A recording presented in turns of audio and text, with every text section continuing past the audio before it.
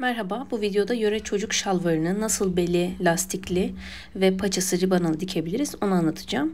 Kalıp yanında sisteme yüklediğimiz kalıp düzenleme dosyasında anlattığım şekilde de birinci maddede olduğu gibi de kalıpta düzenleme yapacağım. Orta beden ve yan bedeni birleştirerek tek bir tane yan beden kalıbı oluşturuyoruz. Sağdaki örnekteki gibi ön ortadan kumaş katına yerleştirmiyoruz. Aksine ön ortayı dikişli dikeceğiz.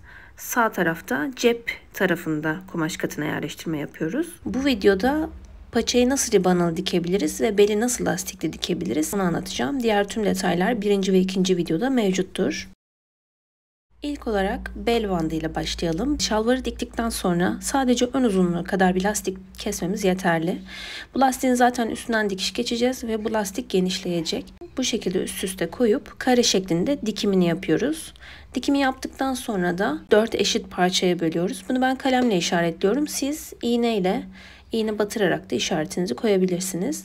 Aynı işareti şalvar üzerinde de yapıyoruz. Şalvarın belinde ön ve arka ortada dikiş olduğu için sadece yan taraflarda işaretleme yapıyorum kalemle.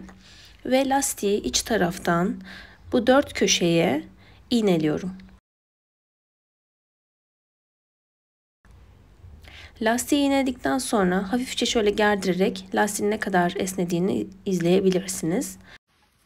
Lastiği dikerken iğneden iğneye kadar dikkatle dikelim. İğneye geldiğimizde iğneyi çıkartıp ayağı yukarı kaldırıp iğneyi çıkartalım ve lastiği gerdirerek kumaşı gerdirmeden tutalım ve dikimlerini yapalım. Ben burada düz dikişle dikiyorum. Kameram burada olduğu için siz bu kısmı zikzak dikişle ya da overlock dikişle dikebilirsiniz. Düz dikişle dikiyorsanız da düz dikişle diktikten sonra overlock'ta temizlemesini yapın ya da zikzak dikişle. Bu şekilde lastiği esneterek dikimimizi tamamlıyoruz. İlk dikimi yaptıktan sonra iç tarafa doğru bu şekilde katlıyoruz ve yine 4 tarafından iğneleyerek tutturuyoruz. Bu sefer lastiğin bu alt tarafından dikiş geçeceğiz ve bel bandımızı tamamlayacağız.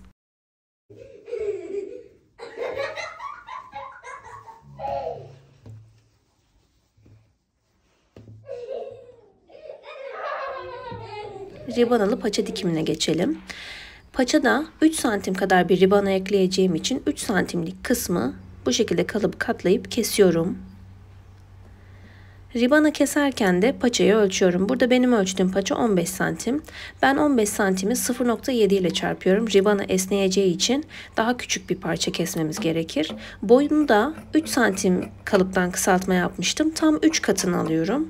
Bunun belli bir mantığı yok. İsterseniz 2 katını alıp onun 2 fazlasını alabilirsiniz. Fakat 3 katı idealdir. Biraz da ribana yukarı toplar. Daha rahat bir şalvar kullanımı sağlar çocukta. Ribananın düz yüzü içte kalacak şekilde kenardan 1 santimen dikişini dikelim ve bu şekilde katlayarak son halini verelim. Dikiş dikişe denk gelecek şekilde şalvarın paçasına ribanayı yerleştirelim.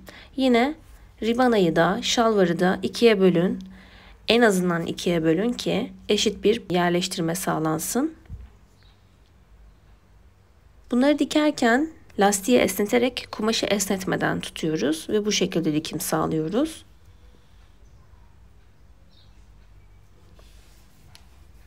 Ribanayı diktikten sonra da paça bu şekilde görünecektir. İçten overlockla ya da zikzak dikişle temizlemeyi unutmayın. Beli lastikli, paçası ribanalı şalvarlarınızı bu şekilde dikebilirsiniz. Çocuk şalvarlarında daha pratik çözüm sağlar. 9 aydan 14 yaşa kadar çocuk şalvarını ve SML X large beden erkek şalvarını dikenbir.com'dan bulabilirsiniz. Şalvar dikimi bu şekildeydi. Herkese keyifli dikişler dilerim.